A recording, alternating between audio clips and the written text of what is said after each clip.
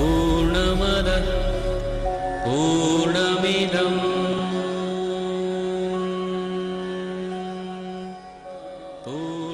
फेरि पनि यहाँहरूलाई हार्दिक स्वागत छ। हामी भक्ति संवादमा छौँ। भक्ति दर्शन टेलिभिजनको यो कार्यक्रममा आज हामी विशेष गरी श्री श्री श्री 1008 वैष्णव डाक्टर कृष्णदासजी महाराजजीसँग कुराकानी गरिरहेका छौँ। उहाँको महायोग सिद्ध प्राप्त व्यक्तित्व हुनुहुन्छ र उहाँले प्राप्त गरेको त्यो सिद्ध योगको विषयमा हामी कुराकानी गरिरहेका छौँ। दर्शकबिन यहाँहरूलाई फेरि म एकपटक स्मरण गराउन चाहन्छु। उहाँले 2065 सालमा रामनवमीदेखि निरन्तर 9 दिनसम्म जमिन मुनि बसेर ध्यान तपस्या गरेर त्यस पछाडि उहाँले फेरि यो भौतिक शरीरमा आफ्नो रूपलाई धारण गर्नुभयो।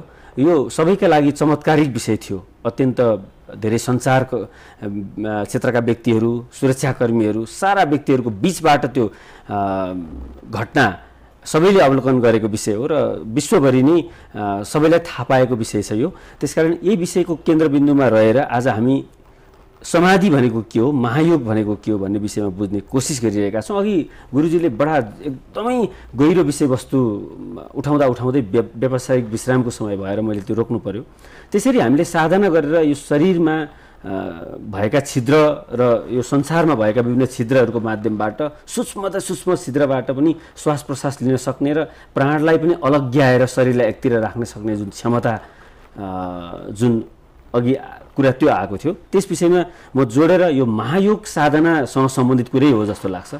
यही पृष्ठभूमिबाट गुरुदेवले स्पष्ट पार्दै महायोग साधना भनेको चाहिँ खास के हो, कसरी प्राप्त हुन्छ त्यो साधना? एकदमै अहिले चलिरहेको मैले नेपालमा सुरु गराएर अनेकौँलाई अनुभव गराएको साधनाको विषय र यसैलाई म मेरो त्यो अघिको समाधिको क्रम, सुषुम्नाको गतिलाई जीवित हामी कसरी रहन्छौँ भन्ने क्रममा जाँदै थियौँ। प्राण हजुरले प्रश्न गर्नुभएको थियो कि समाधिमा के हुन्छ, कसरी जीवित रहन्छ।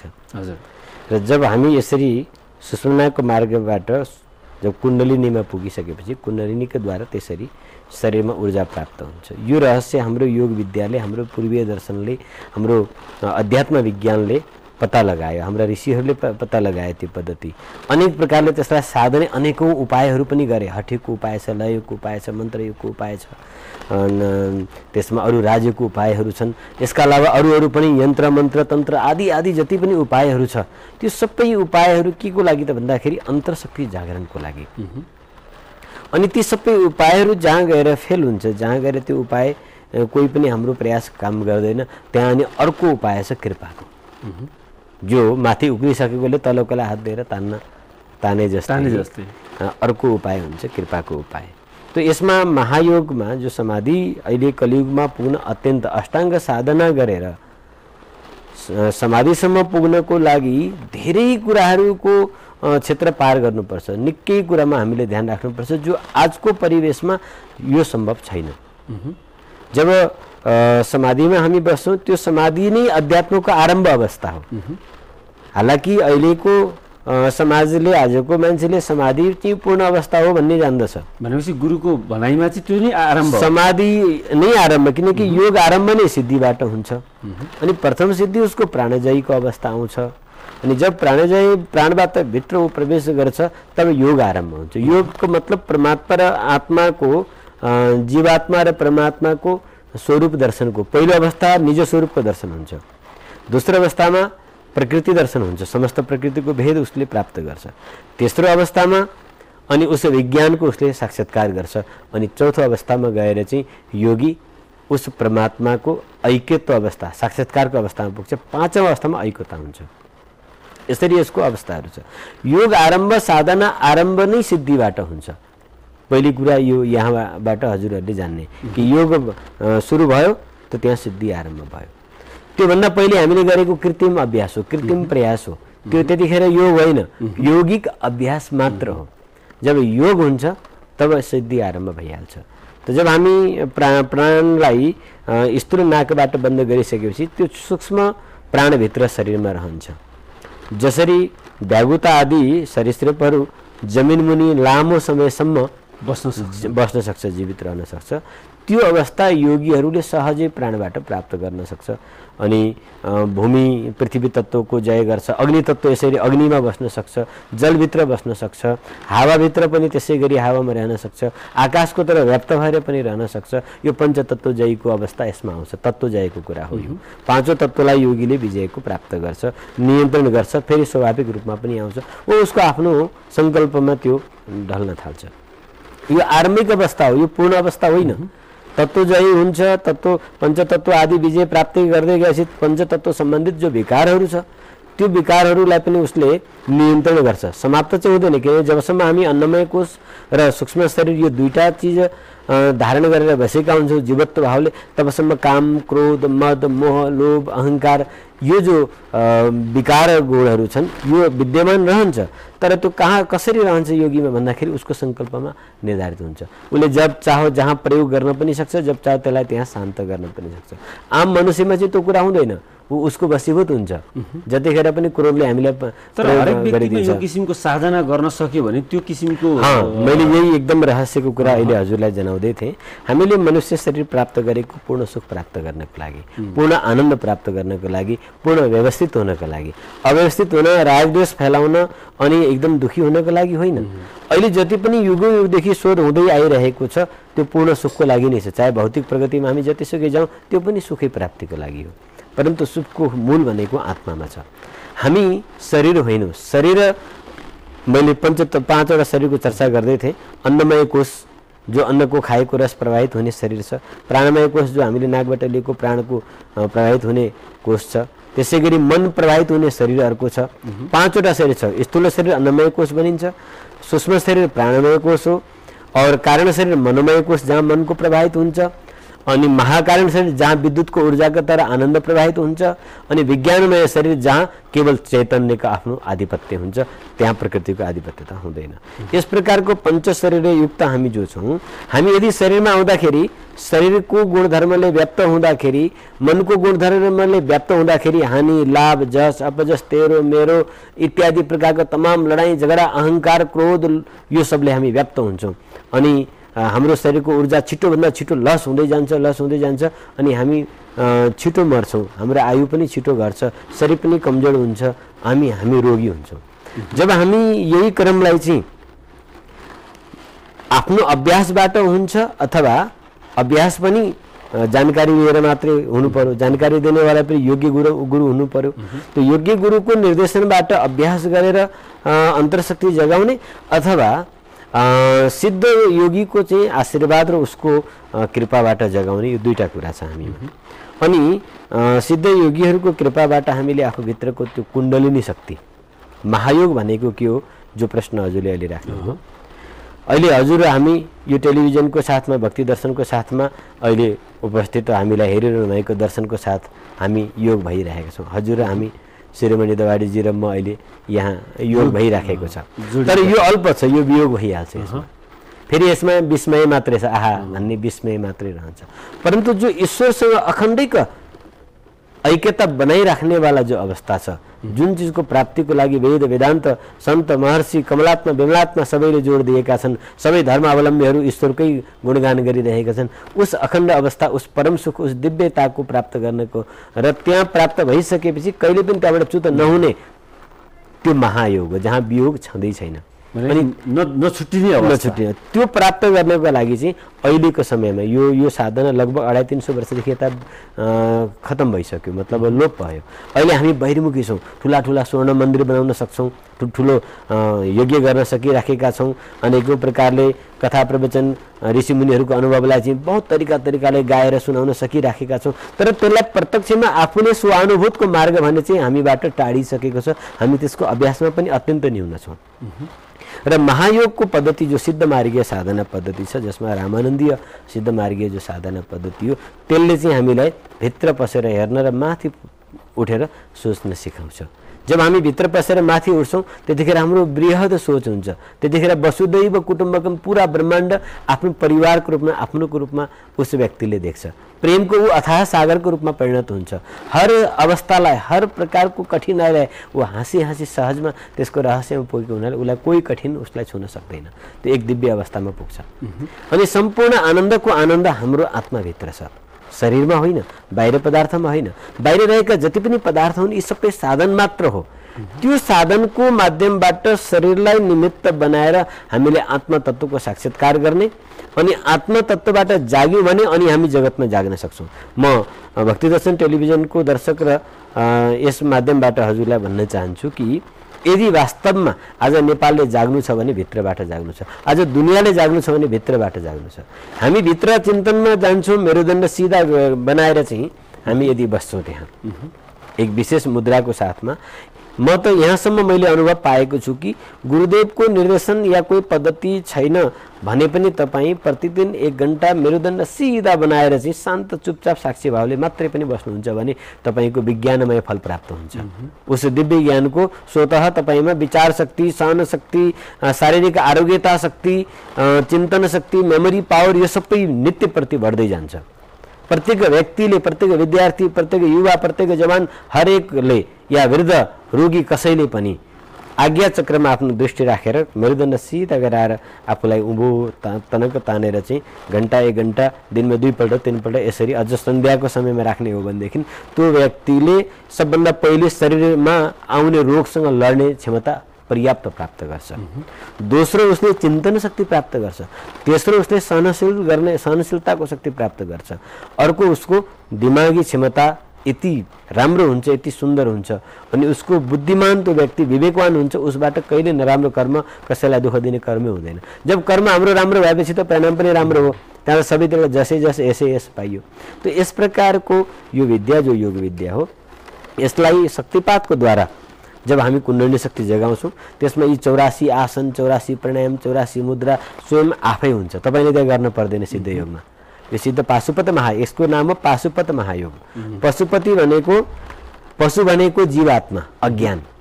त्यो जीवात्माको अज्ञानतालाई हटाएर ज्ञान प्रदान गर्ने नाथलाई पशुपतिनाथ भनिन्छ। पशुपतिनाथको मतलब पशुत्वलाई जितेर आफू एउटा पूर्ण ज्ञानको अवस्थामा, शिव अवस्थामा पुग्नको नाम त्यो पुर्याउनेवाला शक्ति त्यो हो पशुपतिनाथ। पशुपतिनाथ केवल रुद्रको रूप मात्रै त्यसरी होइन। हाम्रो नेपालमा जो पशुपतिनाथ, नेपाली हामी यति सौभाग्यशाली छौँ कि जीवत्वबाट नारायणत्व बनाउने वाला शक्ति यहाँ छ, त्यसको केन्द्र यहाँ छ। त्यो पद्धति हामीसँग छ। हजारौं वर्ष पहिलेदेखि चलेको, लाखौं वर्षदेखि पहिले चलेको यो विद्या लोप हुँदै गयो। आजभन्दा 600 वर्ष पहिले गुरु गोरक्षनाथ, गुरु मच्छिन्द्रनाथले यसै धरतीबाट यो सिद्ध विद्यालाई फैलाउनु भयो। उनले घर घर गाउँ गाउँमा अलख जगाउने जोगीहरूको, भिक्षुकहरूको चाहिँ व्यवस्था गरेर घर घरमा गएर अनि तिनलाई चाहिँ ध्यान बस्ने प्रक्रिया सिकाउनु भयो। त्यतिखेर नेपालको, अहिले पनि नेपालमा गाउँ गाउँमा चाहिँ फेरी लगाउने योगीहरू घुम्छन्, तिनलाई बिहान भिक्षा दिने चलन छ। तर वास्तवमा त्यो के हो भने घर घरमा गएर चाहिँ उनलाई जगाउने प्रक्रियाको एउटा ठुलो आरम्भ योगी गोरखनाथजीले गर्नुभएको थियो। तर दुर्भाग्य हामीले आफ्नो चिजलाई बिर्सिने चलन रह्यो, जो आज गएर हामी यति बहिरिसकेका छौँ कि हाम्रो मेमोरी लस भइसकेको छ, विचार शक्ति क्षीण भइसकेको छ, शारीरिक शक्ति क्षीण भइसकेको छ, चिन्तन शक्ति क्षीण भइसकेको छ। आज नेपाल साथै समस्त जगतले जाग्ने बेला हो, जाग्नु पर्दछ। यदि जाग्नु छ र जीवन विकसित बनाउनु छ, राष्ट्रलाई विकसित बनाउनु छ, राष्ट्रलाई शान्त बनाउनु छ भने पहिले भित्र हामीले जाग्नुपर्छ, भित्र पस्नुपर्छ। भित्रबाट जाग्यौँ भनेदेखि बाहिर हामी स्वाभाविक रूपले सहज हुन सक्छौँ। र यही अभियान अहिले गत 3 वर्षदेखि 4 वर्ष अब सुरु भइसक्यो। पहिले म आफै पनि गुरु परम्पराबाट प्रतिबन्धित थिएँ। अब मलाई आज्ञा मिल्यो कि यो विद्या लोप हुनेको अवस्थामा छ र यो नेपालकै धरतीबाट चाहिँ उदय भएको विद्या हो, संसारमा फैलिएको विद्या हो। र यसै महाविद्याबाटै समस्त विद्या उम्रेका हुन्। जति पनि विद्याहरू छन्, मन्त्र शक्ति होस्, यन्त्र शक्ति होस्, तन्त्र शक्ति होस्, मानसिक शक्ति होस्, बौद्धिक शक्ति होस्, तपाईँको भित्रको कुण्डलिनी शक्तिबाटै प्रचालित हुन्छ, भित्रको ऊर्जाबाटै हुन्छ। त्यो शक्ति जबसम्म जागृत हुँदैन तबसम्म व्यक्तिमा पूर्णता आउँदैन। अनि सम्पूर्ण सिद्धिको सिद्धि दिनेवाला त्यो पराशक्ति कुण्डलिनीको जागरण गर्नु पहिलो हाम्रो धर्म हो। त्यो जागेपछि हामीले आत्मस्वरूपलाई चिन्छौँ। आत्मस्वरूप चिनेपछि सो कर्मलाई बुझ्छौँ। आफ्नो कर्म बुझेपछि आफूबाट कर्मको ठिक उचित मात्रामा कार्य हुन्छ त परिणाम पनि हामीले त्यसै प्रकारको यसै शरीरमा यसै जीवनमा हामी मोक्षको प्राप्त गर्छौँ, पूर्ण शान्तिको। यही सन्देश 2500 वर्ष पूर्व गौतम बुद्धले यसै धरतीमा दिनुभएको हो। र अहिले 2.5-3 लगभग 4 वर्षदेखि यो साधनाको क्रम र बडो ठुलो सङ्ख्यामा धेरै भक्तहरूले प्रत्यक्ष अनुभूति गरेका छन्। अजपा जाप, अनहद नाद, दिव्य स्वरूपको दर्शन, भगवत दर्शन यस साधनाको आरम्भकालदेखि नै सुरु भइहाल्छ। यो साधनामा तपाईँले भाग लिन सङ्कल्प गर्दै यसको चाहिँ शक्ति सञ्चार र तपाईँमा अनुभूति आरम्भ भइहाल्छ। र यसरी तपाईँ जुनसुकै सम्प्रदायको हुनुहुन्छ, जुनसुकै जातिको हुनुहुन्छ, कसैले पनि लिन सक्छ। यसमा कोही परम्परा सम्प्रदाय बदल्ने, जाति बदल्ने, पार्टी बदल्ने त्यो मतलब यसमा छैन। यो विशुद्ध आत्ममार्ग हुनाले चाहे त्यो क्रिस्चियन होस्, हिन्दू होस्, मुस्लिम होस् या कोही होस्, कुनै पनि गुरुलाई मान्नेवाला, कुनै पनि पद्धतिलाई मान्नेवाला होस्, उसको आफ्नो पद्धति छोड्ने कुरा होइन, उसले आफू जाग्ने कुरा हो। जब वो भित्रबाट जाग्छ, जागेपछि उसको आफ्नो पद्धति स्वतः सिद्ध भएर ऊ वास्तविक सत्यमा पुग्छ, जसलाई वेदले भन्छ असतोमा सदगमय, तमसमा ज्योतिर्गमय, मृत्युमाम अमृतगमय। जहाँ भनेको छ त्यहाँ त्यस बाटोमा यस शक्तिले उस साधकलाई लैजान्छ। यसैको नाम पाशुपत सिद्ध महायोग हो, अहिले व्यापक रूपमा चलिरहेको छ। गुरुदेव, हामीसँग समय ज्यादै थोरै कम छ, एकदमै कम छ। त्यो कारणले गर्दाखेरि मैले एउटा अपडेट मात्रै अब यति बेला अपेक्षा राख्छु। धेरै कुराहरू मैले प्रतिप्रश्न राख्नै चाहिने, किनभने धेरै कुराहरू आफै गुरुदेवले त्यो समेट्दै आएको अवस्थामा मैले प्रतिप्रश्न राख्नु जरुरी ठानिनँ। मात्रै बराह क्षेत्रलाई एउटा प्राचीन हरिद्वारको रूपमा विकास गर्ने अभियानमा गुरुदेव लागिरहनु भएको छ। अब त्यही पनि आयुर्वेद विद्यालयको सोच पनि गुरुदेवबाट सार्वजनिक भएको थियो। कुम्भ मेलाको नेतृत्व गरेर महाकुम्भ मेला पनि सञ्चालन गरिरहनु भएको छ। यस अवस्थामा त्यो अहिले पछिल्लो अपडेट चाहिँ के छ गुरुदेव? बराह क्षेत्र पृथ्वीको ऐतिहासिक क्षेत्र हो। यो पृथ्वी कुनै कल्पमा जलमग्न भएर डुबेको अवस्थामा भगवान बराहद्वारा उद्धार भयो। अहिले पनि विश्वमा चर्चा चिन्ताको विषय बनेको छ ग्लोबल वार्मिङको। यस्तै कुनै बेला पनि भयो र त्यसमा बराह तत्त्वबाट पृथ्वीको रक्षा भयो। र त्यो बराह अवतार रूपी भगवानको स्वरूप चाहिँ सप्तकौशिकी र कोकाको सङ्गममा उसले आफ्नो शक्ति केन्द्र बनाएको भन्ने बराह पुराण लगायत महाभारत आदिमा प्रष्टिएको छ। र त्यस आधारले हेर्ने भने बराह क्षेत्र पृथ्वीको पहिलो धाम हामीले मान्नुपर्दछ। त्यसै क्षेत्रबाट राजऋषि विश्वामित्र ब्रह्मऋषि बन्नुभयो। यसै क्षेत्रमा चाहिँ भगवान रामले आएर धुनी जग्गाको अखण्ड झुनी पनि अहिले त्यहाँ बलिरहेको छ। र कलकल गर्दै बगेकी सप्तकोशिकाको त्यसै तटमा नै रुद्राक्ष प्रकट भएको त्यो त्रिशक्तिआत्मक क्षेत्र। 52 शक्तिपीठमा दन्तकाली शक्तिपीठ पनि यसै क्षेत्रमा छ। रुद्राक्ष पनि त्यहीँ प्रकट भएको छ। अमृतबाट प्रकट हुनुभएको शिवजी पनि पिण्डेश्वर महादेवको रूपमा त्यहीँ विराजमान हुनुहुन्छ। अनि श्रीहरि विष्णुको बराह अवतार पनि त्यहीँ विद्यमान छ। अनि त्यहीँ अनेकौँ ऋषिहरूले, दुर्वासा आदि ऋषि, विश्वामित्र ऋषि, श्रृंग ऋषिको जन्मथलो र तपथलो पनि त्यही रहेको। यसरी त्यो अत्यन्त महिमामण्डित र अत्यन्त सुरम्य छ, अत्यन्त रमणीक छ। त्यो क्षेत्र, त्यो तीर्थ उपेक्षित भएर त्यत्तिकै कालान्तरमा विकसित थियो, कहिले अहिले अविकसित हालतमा रहिरहेको अवस्थामा यो दासले, यो सेवकले त्यहाँ दर्शन गर्ने अवसर पायो। त्यहाँका सन्त महन्त, त्यहाँका ग्रामवासीहरूको विशेष प्रेम र उहाँहरू सबैको आग्रहमा अनि अमृतपान भगवानले मोहिनी अवतार लिएर अमृतपान पनि यसै क्षेत्रमा गराइएको पनि प्रमाण पाएपछि यहाँ कुम्भ मेला लगाइयो भने त्यसले राष्ट्रको एउटा राष्ट्रियताको चाहिँ जागृति हुन्छ भन्ने सत्सङ्कल्प अनुसार कुम्भ मेलाको सिलसिला अगाडि बढ्यो। यसपालि 71मा बृहद कुम्भ मेला जो पूर्ण कुम्भ, जसमा नेपाल सरकारको, भारत सरकारको सबै सन्त महन्तहरूको एकदमै राम्रो त्यसमा जमघट 50 लाख मान्छेको चाहिँ उपस्थिति र अहिले जगद्गुरु रामानन्दाचार्य सेवापीठ नामको संस्था मैले त्यसको खडा गरेर त्यसको माध्यमबाट आयुर्वेद विश्वविद्यालय, मेरो मूल लक्ष्य नेपालमा आयुर्वेद विश्वविद्यालय यदि हामीले खडा गर्न सक्यौँ भने हामी नेपालीले विदेशमा कसैको पनि गुलामी गर्न पर्दैन।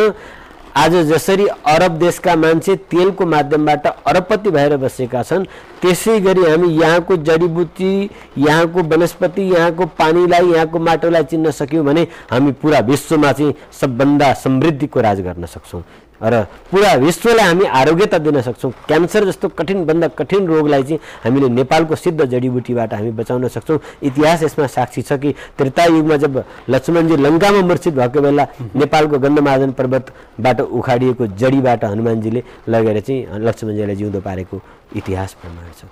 तर आफै हामीले चिनेको आज दुर्भाग्य के छ भने स्वयं चिराइतोको भारी बोकेर हिँडिरहेछ, उसैलाई ज्वरो आएको छ, प्यारासिटामोल खाइराखेको छ। दुर्भाग्य यो देशमा यस्तो गजबको स्थिति छ। र मेरो चाहिँ अहिले जो मेन अभियान यस राष्ट्रमा म योगी, मेरो समाजको लागि, आफ्नो आत्माको लागि समर्पित यो जो जीवन छ, मेरो आयुर्वेद क्षेत्रको पनि अलिकति जानकारी भएको नाताले र संसारमा नपाइने दिव्य जडीबुटी यहाँ भएको हुनाले पहिलो मेरो प्राथमिकता यसमा म सुनिरहनु हुने सम्पूर्ण नेपालका दाजुभाइ दिदीबहिनी लगायत अरू सबैलाई पनि र नेपाल सरकारलाई पनि भन्छु कि नेपालको हित चाहनुहुन्छ भने कृषि विश्वविद्यालय, आयुर्वेद विश्वविद्यालयको यसमा विस्तार होस्। हर नेपाली आयुर्वेद र कृषिको विशेषज्ञ बनोस् र त्यो विशेषज्ञ रूपमा बाहिर विश्वमा जाओस्। त्यो एउटा परिपाटी लेबर बनेर नजाओस्, एक स्वास्थ्य विशेषज्ञ, योग विशेषज्ञ, ज्ञानको जीवन जिउने कलाको विशेषज्ञ बनेर यहाँबाट विश्वमा जाओस्। किनकि हिजोको दिनमा नेपालबाटै मानव सभ्यता संसारमा फैलिएको, जति पनि विज्ञानको उदय भएको हो यही पवित्र वेद भूमिबाट भएको हो। किनकि यही वेदको उत्पत्ति र विभाजन भएको यो क्षेत्र हो, ऋषिमुनिको तपोभूमि यही हो। र त्यस कारणले यो लक्ष्यको लागि पहिलो मेरो प्राथमिकता रहेको छ र मैले पनि अहिले प्रयासरत आयुर्वेद कलेज, आयुर्वेद युनिभर्सिटी बनाऊँ भनेर लागिरहेछु। अब भूमिको उपलब्धि सरकारले, जनताले जहाँ जहाँ गराउँछन् त्यहाँ त्यो खडा गर्ने एउटा त्यो काम गरिएको छ। म आफूले पनि योगबाट समाधिमा पुग्न सकिन्छ र समाधिबाट हामी पूर्णतामा पुग्छौँ र यो तपाईँले पनि पाउन सक्नुहुन्छ भनेर मैले महायोगको सुरुवात गरेर अहिले हजारौँको सङ्ख्यामा भक्तहरू प्रत्यक्षमा आसन प्राणायाम मन्त्र उच्चारण स्वयं हुन्छ। मन्त्रयोग, लययोग, हठयोग, राजयोग, यो चारवटा योगको पूर्ण अवस्था महायोग हो। अनि महायोगमा यो चारै योग स्वतः स्वयं हुन्छ, त्यहाँ गर्न पर्दैन। कृपा जब प्राप्त हुन्छ त्यो कृपा प्रत्यक्ष तपाईँले जान्नुहुन्छ, स्वतः हुन्छ। त्यसबाट ओहो म समाधिमा पुग्न सक्ने रहेछु, मभित्र कुनै सत्ताले काम गर्दो रहेछ। र आफूभित्रको जति पनि नराम्रो चिज छ महायोगले चाहिँ अहिले मैले देख्दैछु, खानपान बिग्रेका व्यक्ति, स्वभाव बिग्रेका व्यक्तिहरू पनि दैनिक आधा घन्टा अभ्यास 2-4 समय गर्दाखेरि उनीहरूको खानपानमा स्वतः सुधार, व्यवहारमा स्वतः सुधार, विचारमा स्वतः सुधार, उनकी उग्र विचार एकदम शान्त भएको पाइयो। त्यसै गरी आयुर्वेदको विस्तारबाट देशलाई समृद्ध स्वरोजगारमूलक बनाउनको साथै विश्वलाई आरोग्यता प्रदान गर्ने एउटा लक्ष्य छ। अर्को बराह क्षेत्र त्यो पवित्र भूमि, हाम्रो देशमा धेरै यस्ता दिव्य तीर्थधामहरू छन् जसको विकास, जसको व्यवस्था प्रबन्धन गर्नाले पर्यटकीय वृद्धि हुन्छ, जसको माध्यमबाट देशको आय आर्जन पनि हुन्छ भने एकातिर मातृभूमिको प्रति हाम्रो नेपाली टाउको आफ्नै नेपाली भूमिमा झुक्छ। जहाँ विदेशी तीर्थमा पुगेर झुकाइन्छ त्यहाँ स्वदेशी तीर्थमै हाम्रो यो हुन्छ।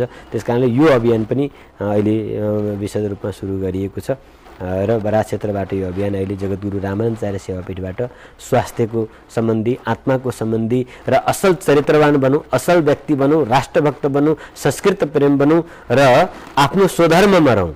कसैले कसैको आएर तेरो धर्म यस्तो र तँ यस्तो भन्दैमा त्यसलाई मान्नु भनेको त्यो भन्दा आफूलाई नसुधारिकन अर्काको कुरा तेरो आमा चाहिँ बोक्सी, तेरो आमा चाहिँ फलाना, हालाकि बोक्सी भन्ने शब्द झुटो हो, यहाँ मेरो मुखबाट निक्लिहाल्यो, गाली हो त्यो शब्द। तेरो आमा चाहिँ यस्तो भनेर आमालाई कसैले गाली गर्दैमा आफ्नो आमा त्याग्नु कति बुद्धिमानी हो? त्यो बुद्धिमानी हो त? त्यस्तै यदि कसैले आएर हामीलाई भट्काइदिन्छ, तेरो धर्म, संस्कार, संस्कृति, तेरो दर्शन चाहिँ गलत हो भनिदिन्छ र हामीले थपक्क मानेर हिँड्छौँ भने हामीभन्दा कृतज्ञ, विश्वासघाती या आत्मघाती दोस्रो अर्को कोही पनि होइन। म भन्न चाहन्छु भक्ति दर्शनको माध्यमबाट श्रवण गरिरहनु भएको आम नेपाली जनमानस या दर्शक वृन्दहरू लगायत हजुरलाई पनि कि हामी भित्र पसेर आफ्नो संस्कार, संस्कृति, जो वैदिक संस्कृति, त्यो पूर्ण वेद र विज्ञानको संस्कृति हो, यसभित्र पसौँ र यसबाट हामी जागौँ भन्ने मेरो। हस् गुरुदेव, धेरै धेरै धन्यवाद हजुरलाई यहाँ आएर आफ्नो विचारहरू व्यक्त गरिदिनु भएकोमा। महत्त्वपूर्ण समय एउटा पार्ट चाहिँ हामीले बाँकी राखेका छौँ, त्यो आयुर्वेदसँग सम्बन्धित फेरि गुरुदेवसँगको भेट नि र अनि ती कुरालाई अगाडि बढाउने म अपेक्षा राख्दछु भविष्य। धेरै धेरै धन्यवाद श्रीमणी दवाडीजी, धेरै राम्रो पुरानो मित्रता पनि तपाईँ हाम्रो रहेको थियो। एकदमै खुसी लाग्यो आज स्टुडियोमा बसेर तपाईँसँग कुराकानी गर्न पाउँदा। र भक्ति दर्शन जो च्यानल छ यो नेपालको एकमात्र धार्मिक च्यानल हो। मैले धेरै लामो समयदेखि यो धार्मिक च्यानल खोल्ने भन्ने एक सम्प्रेषण पनि धेरै ठाउँ गरेको थिएँ, धेरै मित्रहरूलाई, उद्योगपतिहरूलाई पनि। तर आज यो भक्ति दर्शन यहाँ खडा भएर यसले जनजनमा सन्देश पुर्याउँदैछ। म भक्ति दर्शनको सबै अधिकारी, पदाधिकारीहरू र दर्शकवृन्द सबैलाई मेरो तर्फबाट धन्यवाद, आशीर्वाद। र यो अहिले आउँदै गरेको नवरात्रि सबैको शुभ होस्, आशीर्वाद छ। हस् गुरुदेवलाई नमस्कार। आदरणीय दर्शक महानुभावहरू, हामीले श्री श्री श्री 1008 वैष्णव डाक्टर कृष्णदासजी महाराजसँग कुराकानी गऱ्यौँ। बाँकी रहेका विषयवस्तुमा फेरि अर्को कार्यक्रमको श्रृङ्खलामा यी विषयवस्तुलाई उठाउनेछौँ। हेरिदिनु भएकोमा सबैलाई धन्यवाद। म शिरोमणि दवाडी पनि बिदा माग्छु। नमस्ते। पूर्णमिदं